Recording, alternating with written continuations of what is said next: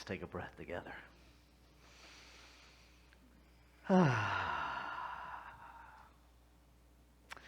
So this morning we're wrapping up our month-long look at the soul's call with the soul's call to freedom.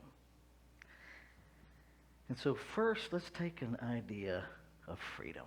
What the heck is that? Do we even know what freedom is in our human brains, especially in our Americanized human brains? Because I know that we're throwing that word around really loosely these days. that somehow the basic idea of caring for one another in the community has suddenly become a violation of our freedoms. Not sure how we got there. Well, that's not entirely true. I'm pretty sure how we got there. But we're going to talk about something else this morning. Freedom is literally that thing that we talk about in our teaching of the emancipation of all discord.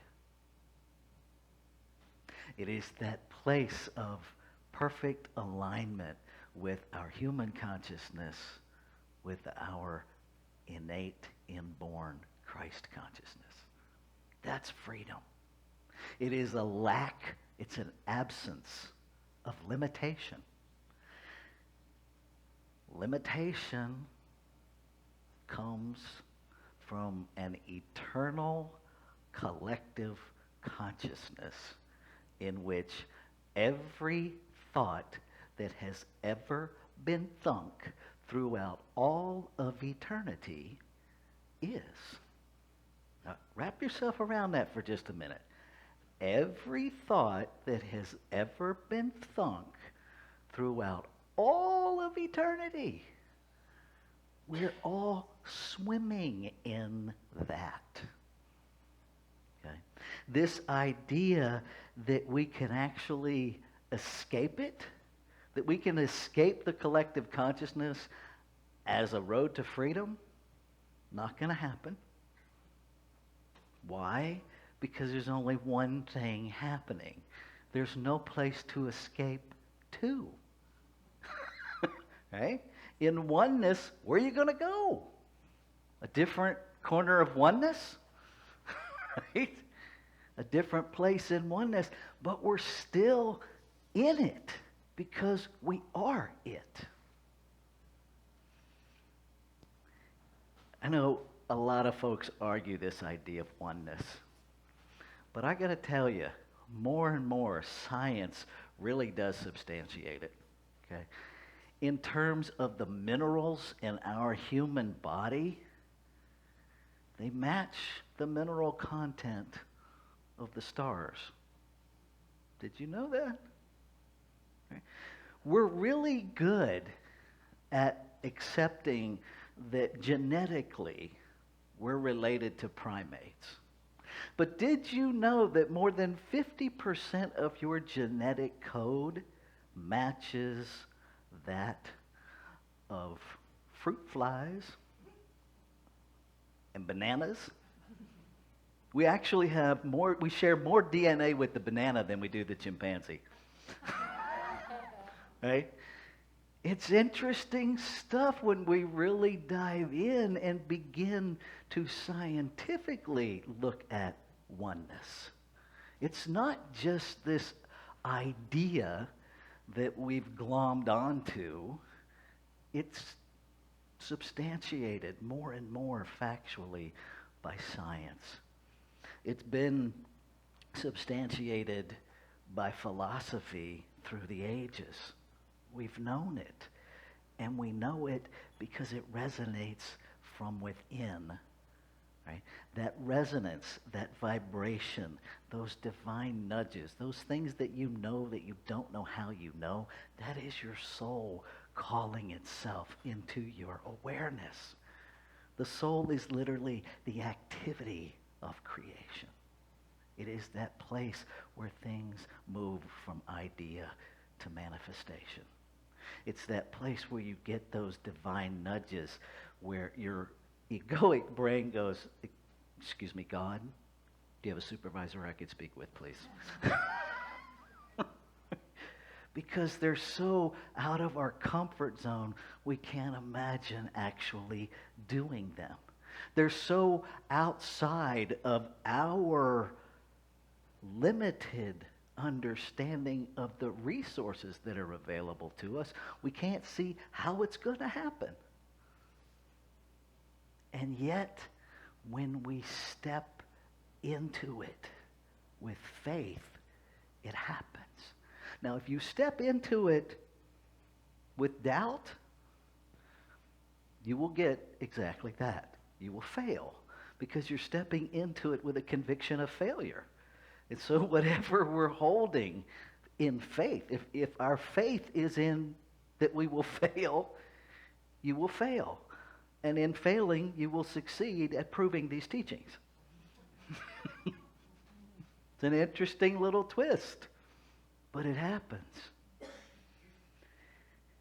I've been really looking at this whole process of virus and what's available to us to really learn and apply practically from this time that we've had to rethink some things, right?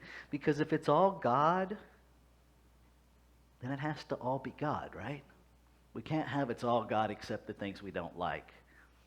So COVID must be some expression of God too. And I've thought about it in terms of this idea of freedom and moving ourselves out of the limitation of our thoughts. And perhaps if we consider that we have thought viruses, right? And that we are perhaps, many of us, asymptomatic carriers of distorted thinking. Okay?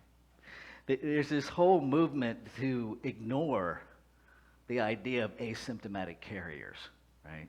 There's a lot of theories out there of that's just being used to put people down. But in this idea of collective consciousness, we're all sharing all of those thoughts. And just because they're not directly showing up in your life doesn't mean you don't have a responsibility to help heal those thoughts. It doesn't mean you're exempt from those thoughts. Because remember, in oneness, there's no place to go outside of the collective consciousness. And so perhaps if we embrace our role as asymptomatic carriers with the thought limitation of humanity in every area and put our attention to healing that, we can help heal humanity way more quickly than just our little corner of it. Okay? Now, how do we do that? Well, for starters, understand that you're here to be you. That's your job. Right? Your job is to first tap into understanding, to hearing that soul's call that's telling you what God's desire is to express as you.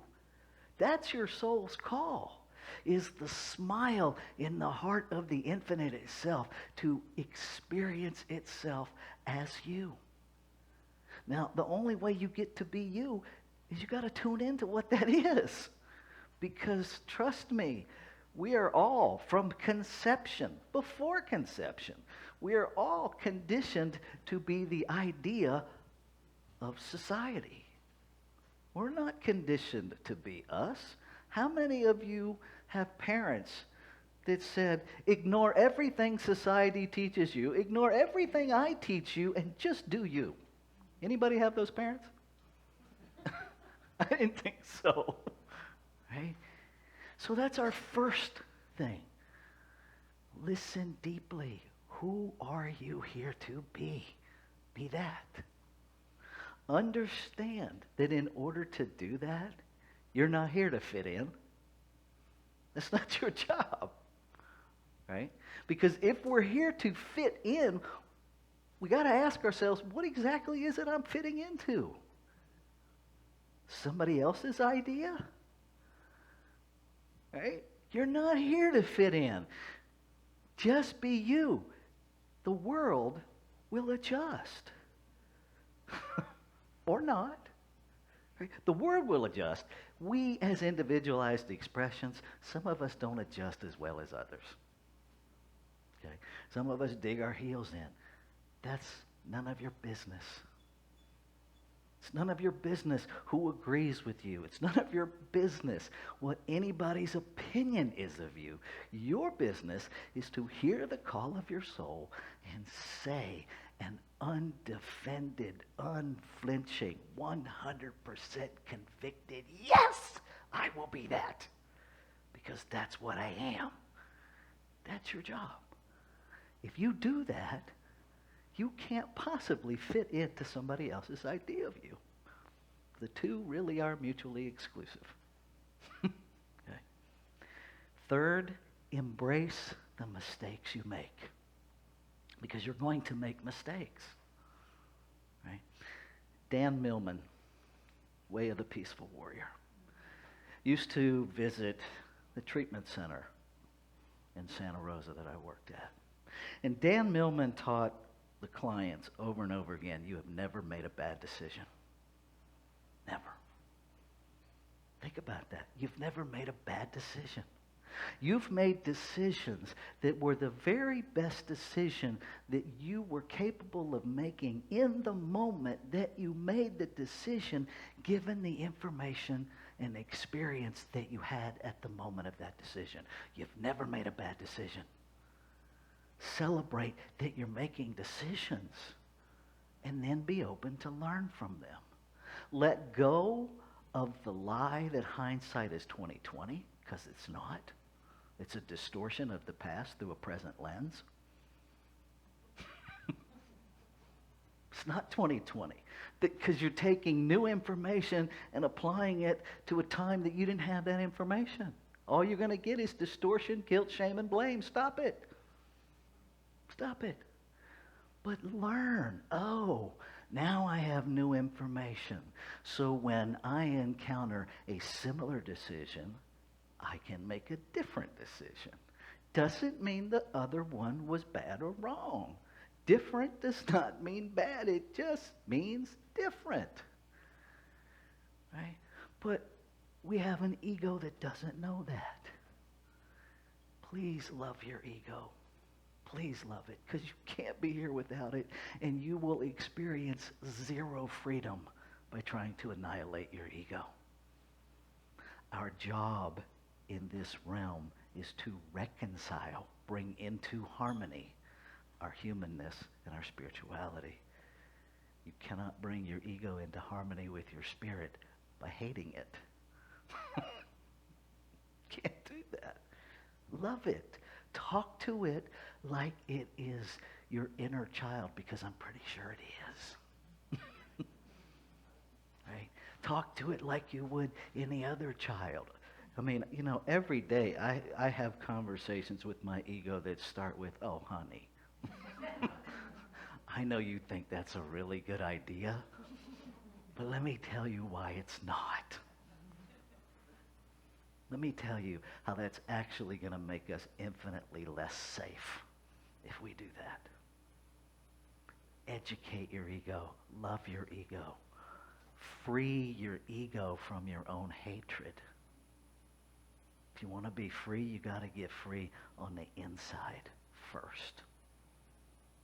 The outside will evidence the freedom that you have. And so if you are experiencing restriction, if you are experiencing frustration, if you are experiencing anything that you do not want to be experiencing, okay, buckle up, because I'm going to tell you 100% how to change that.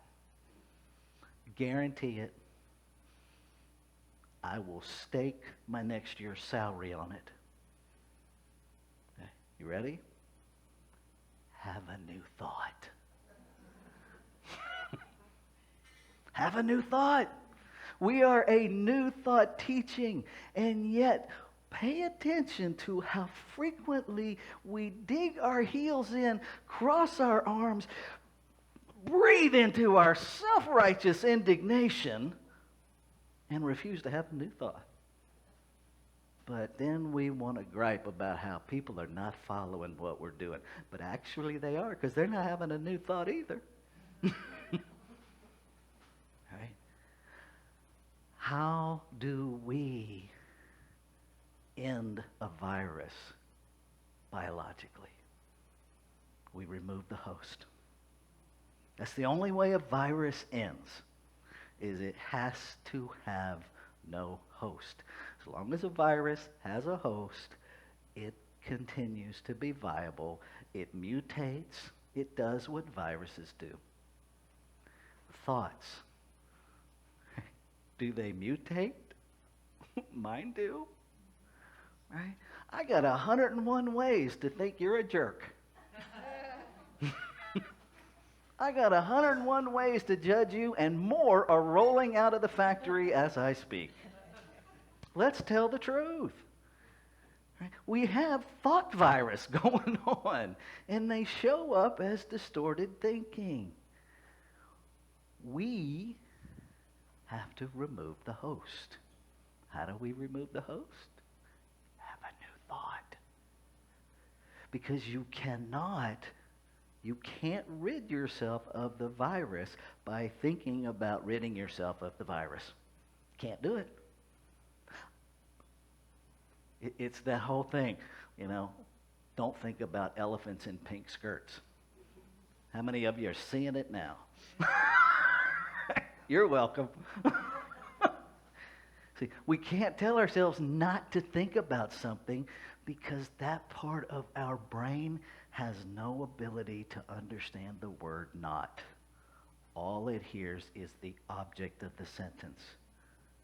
So you can't tell yourself, don't be angry. Don't be angry, don't be angry, don't be angry. Stop. I'm not limited, I'm not limited, I'm not limited. Yes, you are. Because your focus is on limited. What are you instead? I am a center of infinite abundance. There is no lack or limitation in the divine. That's very different than a not sentence. That is an affirmative no. Speak in the affirmative. Ernest Holmes taught denials. I think we don't use them enough. Right? We deny what we no longer want, and then in its place, we add truth. There is no lack and limitation in the infinite. That is a true affirmative statement. Well, what is there? Infinite abundance. The universe, God, Spirit, whatever I call it, is a center of infinite abundance, infinite possibility. Everything that can ever be thought of is available and instantly made manifest by creation itself, based on the power of my thought and my conviction to bring it into being. That's what's true. Whenever you're feeling a little bit down and a little bit marginalized and a little bit less than magnificent, here's what's true. You are a divine, purposeful, intentional idea in the mind of God itself, Spirit itself, love itself, whatever word you put on it, to experience itself as you. You are here by divine appointment to expand God's experience of God. You are that intentional. And you are empowered to use the creative power of creation itself free, with no restrictions. None. That's who you be. Oh my God, if you can't get excited about that, I can't help you. Seriously. And whatever this is that creates, trust you enough to give you its power with no restriction, with no condemnation, free will, the power of your choice. And it never second guesses you. It never condemns you. It never says, Rev Ray, you have gone too far. It doesn't do that. We do that. It does not do that. It loves you. It made you. It is you. And so I'm going to wrap up with this. That calling of your soul that you hear. Those new ideas that are begging to come forward. That's God expressing as you. That's what you're here to do. And as you do that, here's something to share with your ego. Our only job here is to show God a good time. That's our job. Show God a good time. If we do that, we will be in alignment with who we are. We will be in alignment. Show God a good time today. Do you? Let's take this into prayer.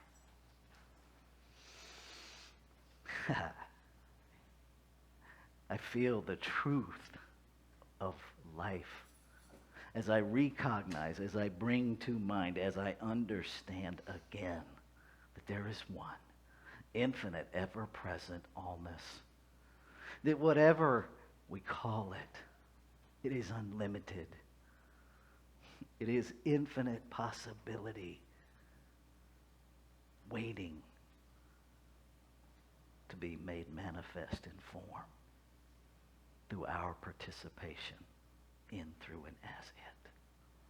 We are made out of it, by it, to be it, so we must be one with it, surrounded by it, infused by it, interacting with it in every interaction that we have. And so I lift my voice, claiming and affirming that what is true of me is true of all life, from the grain of sand to the greatest cloud, everything in between, everybody in between. All God, all the time. And so I use my word, I speak my word, which is the word of the infinite, speaking itself into being. That anything unlike the truth comes up to be dealt with, to be neutralized, to be told truth to be moved into its rightful place of no thingness by a new thought.